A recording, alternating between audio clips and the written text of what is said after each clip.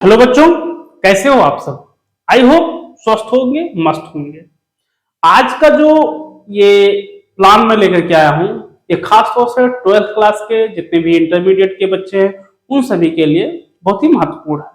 जो भी बच्चे 12th क्लास में मैथ्स चूज किए हैं और वो अभी थोड़ा सा कंफ्यूज हैं कि यार बोर्ड एग्जाम बहुत ही नजदीक आ गया है, 10 दिन में क्या पढ़े क्या पढ़े क्या पढ़े कैसे पढ़े, तो आपके प्रॉब्लम का सोल्यूशन लेकर के आए हैं।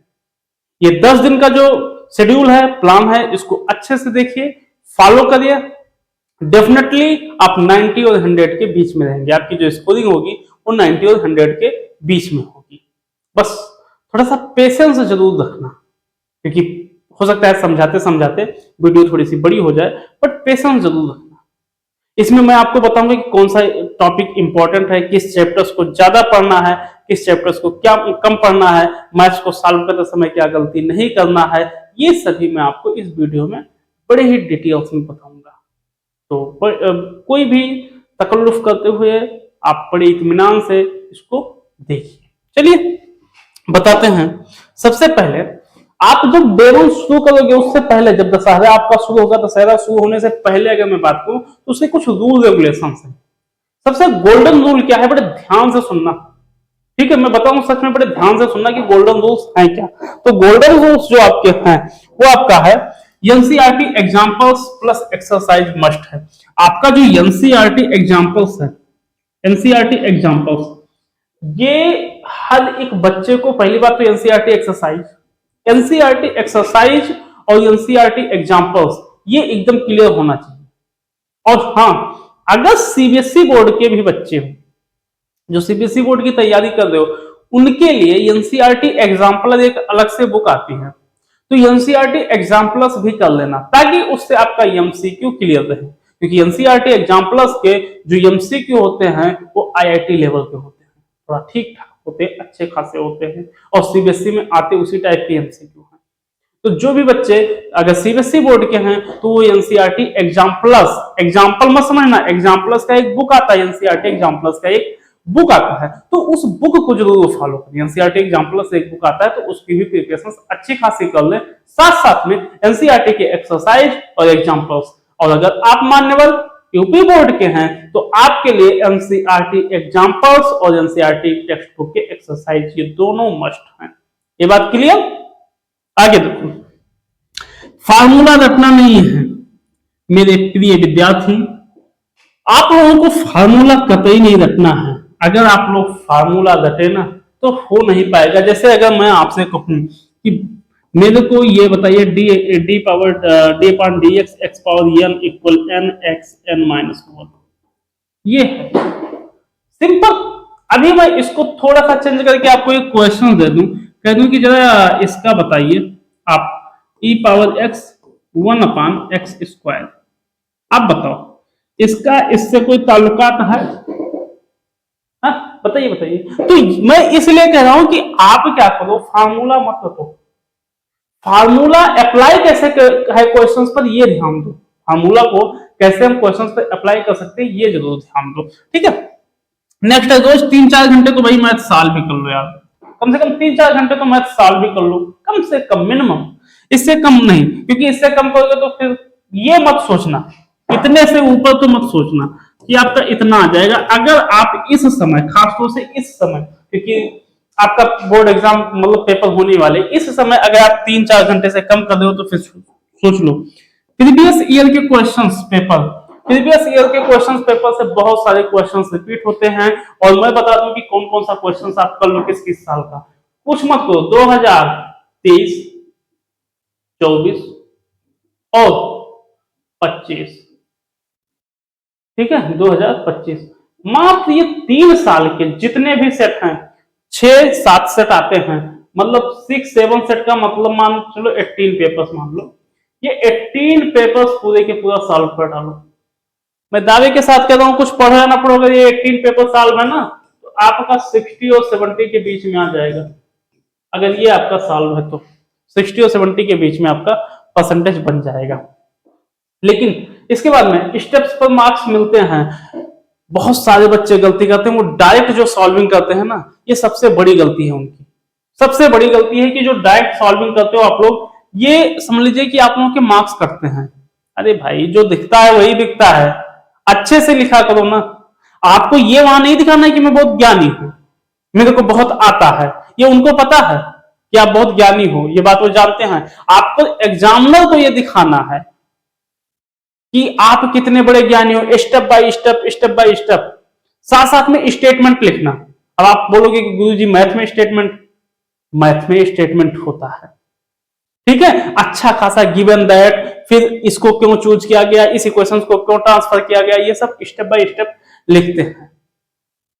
तो ये गलती मत करना, स्टेप्स के भी मार्क्स आप लोगों को मिलते हैं, ये गलती मत करना। आगे देखो, आगे बताते हैं आगे आपका क्या मसला है। आगे जो है गोल्डन रूल्स की बात करूं, इसके बाद में आता है chapter priority, very important. Here given some chapters is a very important. अगर मैं बात करूं तो ये आपके एग्जाम के प्रोस्पेक्टिव से अगर मैं बात करूं तो ये बहुत ही इंपॉर्टेंट है। पहला है calculus, algebra, vectors and probability. ये सबसे आसान चैप्टर्स हैं, जो आप लोगों का ये रिलेशंस और फंक्शन जो होते हैं, ये सबसे जो है आसान, और मतलब आसान तो नहीं कह सकते हैं इस चैप्टर्स को, क्योंकि थोड़ा सा थ्योरेटिकल बेस होता है थोड़ा सा, लेकिन इतना भी टफ नहीं होता है। ओके, तो ये आपका प्रोबेबिलिटी हो गया, प्रोबेबिलिटी, और ये आपका वेक्टर्स, ये आपका कैलकुलस। ओके, ये आपके थोड़े से इंपॉर्टेंट क्वेश्चंस, मतलब इससे इजी होते हैं और इंपॉर्टेंट भी होते हैं। ये स्कोरिंग चैप्टर्स हैं, इसको जरूर करना। अब बात करते हैं डे वन। डे वन आप करोगे क्या? डे वन आप सबसे ज्यादा आप relations and function, inverse, trigonometric functions, ये दो चैप्टर अच्छे से करोगे डे फर्स्ट। डे फर्स्ट का जो शेड्यूल है आपका क्या है? 2 चैप्टर्स। कितने हैं? 2 चैप्टर्स, इसको करके लाओगे आप फिक्स एकदम।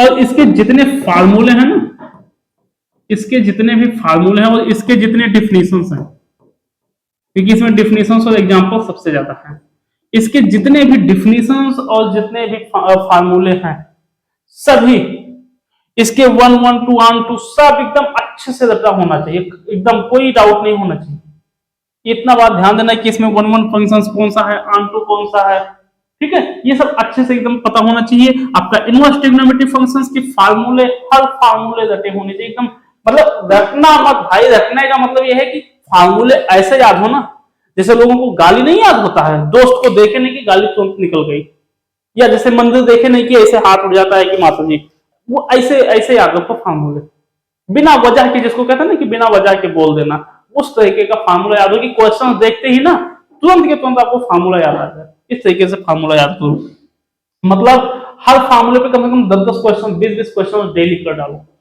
इसमें पढ़ना क्या है? डोमिनेंस जानते हो, type of functions, standard result, NCERT examples, target, short answer strong होना चाहिए। इस क्वेश्चंस के जो शॉर्ट आंसर है ना, वो बहुत स्ट्रांग होना चाहिए, अच्छा खासा होना चाहिए। नेक्स्ट देखो, नेक्स्ट आपको क्या करना है? नेक्स्ट डे आपको मैट्रिसेस, क्या करना है? मैट्रिसेस। मैट्रिसेस में आपको क्या करना है? इसका टाइप जानना है, मल्टीप्लीकेशन जानना है, adjoining, inverse, solve system of equations. अगर मैं बात करूं तो इसमें जो है आपको case study plus long questions. Matrices में आपको सबसे पहले टाइप ऑफ मैट्रिसेस, ये बहुत ही ज्यादा मैंडेटरी है। टाइप ऑफ मैट्रिसेस जो है ये आपको पढ़ना बहुत ही ज्यादा जरूरी है, क्योंकि और ये बहुत आसान चैप्टर है। मैं सच बताऊं कि मैट्रिक्स से आसान आपको किसी भी, मतलब जो मैट्रिसेस है ना, इसको हिंदी में आव्यूह कहते हैं, आव्यूह। इसके पहले जो ये चैप्टर था रिलेशंस फंक्शंस, रिलेशंस फंक्शंस संबंध एवं प्रक्रिया या ऐसे कुछ कहते हैं, ठीक है, और इनवर्स ट्रिग्नोमेट्रिक फंक्शंस हिंदी देख लेना आप लोग। उसके बाद में थर्ड डे आप क्या करोगे? तीसरे दिन आपका प्लानिंग जो है वो है डिटरमिनेंट्स, जिसको हिंदी में क्या कहते हैं? सारणी। क्या कहते हैं? सारणी। बहुत ही इंटरेस्टिंग चैप्टर है, बहुत ही मजेदार है। इसमें क्या करोगे आप? माइनस और कोफैक्टर्स, कोफैक्टर्स एकदम अच्छे से कर लो। मैं 100% कह रहा हूं कि कोफैक्टर्स से आपके क्वेश्चंस आएंगे ही आएंगे। एडजॉइनिंग है, एरिया ऑफ ट्रायंगल्स है, सिस्टम ऑफ इक्वेशंस है, formula plus expressions, expansion, practice. देखो प्रैक्टिस तो आपको सभी क्वेश्चंस के करने पड़ेंगे, सभी चैप्टर्स के, क्योंकि मैथ्स ना पर डे ये मान के चलो मिनिमम इस समय मिनिमम आपको 50 और 100 के बीच में क्वेश्चंस करना है, मिनिमम। ये क्वेश्चंस की संख्या है सॉल्विंग की, कम से कम 50 और 100 के बीच में आपको सॉल्व करना है। नेक्स्ट देखते हैं डे 4 की प्लानिंग, डे 4 की प्लानिंग कंटिन्यूटी एंड डिफरेंशियबिलिटी। इसमें बहुत ज्यादा आपको मेहनत नहीं करना पड़ेगा क्योंकि लिमिट आप पढ़ चुके हो, कंटिन्यूटी भी आप 11 में थोड़ा बहुत इंट्रोडक्शन हो गया है। डेरिवेटिव और चेन रूल्स, इस पे ज्यादा वर्क करना है, डेरिवेटिव और चेन रूल्स पे ज्यादा वर्क करना है, इस पे ज्यादा काम कर लेना। ये बहुत आसान होते हैं और इजी स्कोरिंग होते हैं। मोस्ट फार्मूला बेस्ड क्वेश्चन इस पे आते हैं, सीधा सीधा आपको फार्मूला पता हो, क्वेश्चन देखो, फार्मूला पढ़ो, आंसर आके। तो मैं ये कहूंगा कि ये मोस्ट स्कोरिंग और इंटरेस्टिंग मतलब इजी है, ये स्कोरिंग बहुत अच्छा खासा होता है इसमें।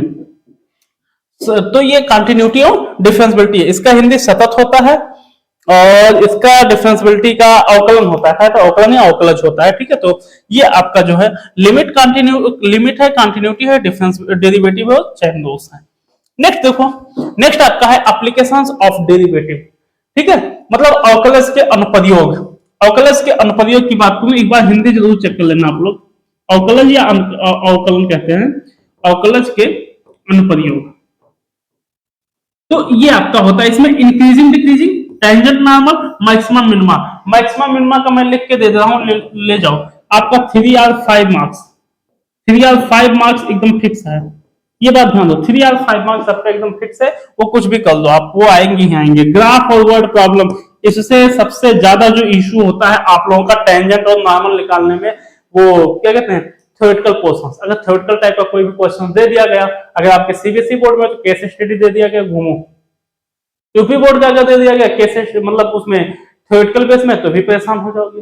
हालांकि बहुत इजी होते हैं, बट फिर भी आप लोग क्या होता है, थोड़ा सा घूम जाते हो। क्यों? क्योंकि प्रैक्टिस नहीं की हो, मान्य बात। ओके, आगे देखो, इंटीग्रल, इंटीग्रल समाकलन।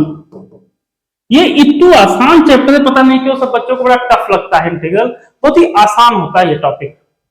इसमें क्या है, कुछ नहीं, बेसिक फार्मूला होता है। फार्मूला आपका जैसे ये देखो, EBS x dx equal e power x, I mean e power x dx equal e power x plus c। Simple formula दिया गया है, ठीक है। आपका ये आपका अवकलन का फार्मूला दिया गया है, ये बहुत आसान है। Substitutions, by part, partial differential, partial functions, ठीक है। ये पार्शियल फ्रैक्शंस पढ़ना है, मतलब पीटी। और उसके बाद में फिर अगर मैं बात करूं तो ये आपका सब्स्टिट्यूशन है, बेसिक फार्मूला है, हैवी वेटेज। ये बहुत ही मार्क्स देता है आप लोगों को, ठीक ठाक मार्क्स देता है। और जानते हो पूरा जो क्वेश्चंस होता है वो क्या होता है, फार्मूला बेस होता है, पूरे क्वेश्चंस फार्मूला बेस। अगर आपका फार्मूला क्लियर है, ये फार्मूला अगर क्लियर है, तो मैं बताऊं कि इस चैप्टर के क्वेश्चंस नहीं रुकेंगे अगर फार्मूला क्लियर है। आगे देखो, नेक्स्ट अगर मैं बात करूं तो 7, ये डे 7 का है। इसमें क्या करना है, applications of integral and differential equations, इसके एप्लीकेशंस करना है, जिसमें area under curve, formations, variable separable और डायरेक्ट फार्मूला यूज होता है। इसमें कुछ नहीं करना है, डायरेक्ट आप फार्मूला यूज करो और तुरंत फटाफट क्वेश्चन सॉल्व हो जाएंगे। ये डे 7 था। डे 8 की बात करते हैं कि डे 8 में क्या करना है। डे 8 आपका वेक्टर्स है, सबसे इजी चैप्टर्स, सबसे आसान। Dot product, cross product, projections, angle, easy scoring. इसमें आप केवल अगर एक बार भी कोई बच्चा एनसीईआरटी ही सॉल्व कर लिया है और एनसीईआरटी के सारे कॉन्सेप्ट अगर क्लियर हैं, अगर आपके एनसीईआरटी के कॉन्सेप्ट अगर क्लियर हैं, तो मैं बता रहा हूं कि इस चैप्टर से कोई भी क्वेश्चन रुकने वाला नहीं है। आसानी से आप क्या कर ले जाओगे, उसको सॉल्व कर ले जाओगे। बट अगर एनसीईआरटी का कॉन्सेप्ट नहीं क्लियर तो नहीं कर पाओगे। हालांकि ये बहुत आसान चैप्टर्स हैं। नेक्स्ट देखो, नेक्स्ट मैं बात करूं 9, डे 9 का plan, 3D geometry. 3D geometry में आपको क्या करना है, डायरेक्शंस, कोसाइंस, लाइन और शॉर्टेस्ट डिस्टेंस, ये आपका जो है 3D हो जाएगा, ठीक है। 3D में आपको क्या करना है, डायरेक्शंस, कोसाइंस का, लाइन है और शॉर्टेस्ट डिस्टेंस है, जिसमें डायग्राम समझना बहुत ही जरूरी है। डायग्राम मस्ट है, इस चैप्टर का डायग्राम बहुत ही ज्यादा जरूरी होता है, बहुत ही ज्यादा जरूरी होता है, इसमें फुल मार्क्स मिल जाते हैं। नेक्स्ट देखो, नेक्स्ट अगर मैं बात करूं 10, ये है आपका 10वां दिन का प्लान और दशहरा। इसमें बात करते हैं लीनियर प्रोग्राम और प्रोबेबिलिटी, इन दोनों को कर लो, सबसे आसान चैप्टर्स हैं। ग्राफ है, कंडीशनल प्रोबेबिलिटी है एंड बैच थ्योरम है। हाँ, ये इस पे थोड़ा सा ठीक ठाक क्वेश्चंस आते हैं, ये मार्क्स हैं और ये शॉर्ट क्वेश्चंस होते हैं, इसमें जो है शॉर्ट होना चाहिए, तो इसमें जो है कहीं ना कहीं ठीक ठाक क्वेश्चंस आते हैं। नेक्स्ट देखो, अब आप क्या किए हो, आप पढ़ तो चुके हो, 10 दिन का काम आपका कंप्लीट हो गया, first, second, third, fourth, fifth.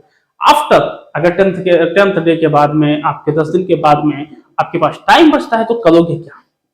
आप देखो 1 घंटा, देखो ये 10 डेज का मतलब क्या है, एक दिन पूरा दिन पढ़े उसके बाद की मैं ये बात कर रहा हूं कि आपको ये पर डे करना है। उसके साथ साथ जैसे फर्स्ट डे किए ना, अब डे फर्स्ट में आप ये फर्स्ट डे किए, अब फर्स्ट डे में आप क्या किए, 3 से 4 घंटा मैथ पढ़े या 6 घंटा, कम से कम मिनिमम 6 घंटा पढ़ डालो, ठीक है, मिनिमम 6 घंटे पढ़ डालो पर डे, ठीक है। अब 6 घंटे में क्या है, 6 घंटे में आपका 3 घंटे तो बिल्कुल मान के चलो कि 3 घंटे आपका क्या चलेगा, मैथ चलेगा, 3 घंटे आपका चलेगा फिजिक्स, ना 3 तो 2 घंटे आपका फिजिक्स चलेगा, और 2 घंटे की क्या चलेगा, केमिस्ट्री, ये चलेगा। तो आप मिनिमम 6 आवर्स पढ़ लो, और बहुत टाइम लगता है, 6 आवर्स आसानी से पढ़ सकते हो। तो उसमें क्या करो कि डे 1 में जैसे पूरा आपने पढ़ लिया ये, ठीक है, पीसीएम पढ़ लिया, फिजिक्स केमिस्ट्री मैथ पढ़ चुके, अब क्या करोगे, 1 घंटा आपको फार्मूला रिविजन, खासतौर से ये मैथ्स के लिए है और फिजिक्स के लिए। 2 घंटा आपको क्वेश्चन पेपर प्रैक्टिस हर एक का, ये नहीं कि एक का, सभी का। 1 घंटे पीवाईक्यू और मिस्टेक कॉपी मेंटेन करो। मिस्टेक कॉपी जैसे देखो, अगर मैं बात करूं, अभी एक एग्जांपल दे दूं मिस्टेक की, अगर मैं अभी किसी बच्चे से कह दूं कि बाबू आप ये d upon d x e power x sine x का डिफरेंशियल करो, वो क्या करेगा, e power x d upon d x sine x. अब पता नहीं कैसे, अगर उसका एक गलत हो गया तो क्या करेगा, यहाँ पर कलर फिल करने लगेगा। तो एक बार कट कर दो, एग्जाम में समझ जाएगा कि हाँ गलत है। अब आप उसमें बैठ के कलर भर रहे हो, तो ये गलती बिल्कुल मत करो कि उसमें बैठ करके आप क्या करो, कलर भरने लगो। ये गलती मत करो कि उसमें बैठ करके कलर भरने लगो। इससे क्या होता है ना कि काफी जो है वो बहुत भद्दा दिखने लगता है और मार्क्स डिटेक्ट हो जाते हैं। आगे देखो, नेक्स्ट की मैं बात करूं, एनसीईआरटी लाइन बाय लाइन, ये भैया ये आप जान लो ना कि एनसीईआरटी पढ़ डालो, ये आपका जो है ना आत्मा है, हम कह सकते हैं, ये पढ़ लो, क्योंकि इसके कॉन्सेप्ट ना बहुत खतरनाक है। एनसीईआरटी के सारे कॉन्सेप्ट क्लियर होने चाहिए, अगर कॉन्सेप्ट क्लियर नहीं है मैथ्स के तो एक भी क्वेश्चन नहीं सॉल्व कर पाओगे। हाँ, एकेडमिक आप रेक्टिफिकेशन करके इधर उधर से वो हो जाएगा, लेकिन इन फ्यूचर आप ये सोचते हो कि मैथ्स में ही फ्यूचर बनाना है, तो फिर रटने से तो काम नहीं होगा, ये बात ध्यान दो, विदाउट कॉन्सेप्ट के। आगे देखो, दूसरा, स्टेप्स क्लीन होनी चाहिए, स्टेप एकदम क्लीन होनी चाहिए, सुथरा सा होना चाहिए, अच्छा खासा दिखने में थोड़ा सा ठीक ठाक लगे, ठीक है।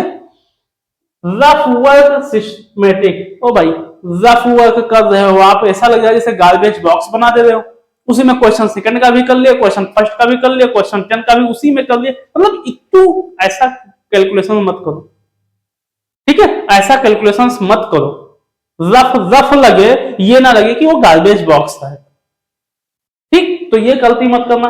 अटेम्प्ट फुल मार्क्स, सबसे बड़ी गलती आप लोग यही करते हो, आप लोग अटेम्प्ट नहीं करते, जो क्वेश्चन नहीं आता है उसको क्या करते हो, स्किप कर देते हो, ये गलती मत करो, जानते क्या करो, चुपचाप जैसे कोई क्वेश्चन दिया है उसका क्या करो, सबसे पहले आप ये लिख सकते हो ना, नंबर आंसर नंबर कुछ दिया है ये लिख सकते हो। अब इसमें आंसर नंबर हो गया, गिवन दैट ये लिख दे, उसके बाद में जो जो दिया है उसको लिख लो, काम बन जाएगा। नेक्स्ट देखते हैं आप, फाइनल मोटिवेशंस 10 दिन ऑनेस्टली फॉलो कर लिया। ये मैं बता रहा हूं कि सबसे बड़ी प्रॉब्लम ये होती है कि आप लोग ना 10 दिन फॉलो नहीं करते, मैं दावे के साथ कह रहा हूं, अगर आप 10 दिन फॉलो कर ले ना, 90 प्लस जो इसमें लिखा है ना, 90 प्लस लेकर क्या हो गया, अगर 10 दिन आप ये कंटिन्यू फॉलो कर ले। जितने भी बच्चे हैं जो मैथ्स की प्रिपरेशन कर रहे हैं, 12th में बोर्ड एग्जाम देने जा रहे हो, मैं बता रहा हूं कि अगर आप 10 दिन फॉलो कर ले, 90 प्लस लेकर क्या होगे।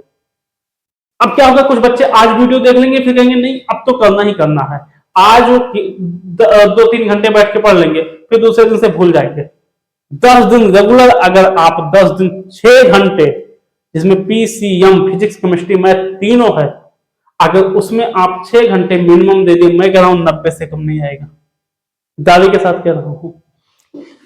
फेल से पास पॉसिबल है, ये एक और है, जैसे जो अभी तक कुछ भी नहीं पढ़े, एकदम जीरो जिसको कहते हैं ना जीरो, हालांकि जीरो कोई होता नहीं है, आप एकदम जीरो हो, मैं बता रहा हूं कि आप ये हो जाओगे, खुश हो जाओगे एकदम, जिस दिन रिजल्ट आएगा ना चश्मे लगा के नाचोगे, वो आप फेल से पास हो जाओगे। अगर किसी का उम्मीद ही नहीं लगा है, एक्सपेक्टेशन ही नहीं लगा है कि भैया मेरा बेड़ा पार होगा, मेरी नैया पार होगी मैथ्स में, उनके लिए ये रूल समझ लीजिए ब्रह्मास्त्र का काम करेगा, ठीक है, ये रूल जो है वो ब्रह्मास्त्र का काम करेगा।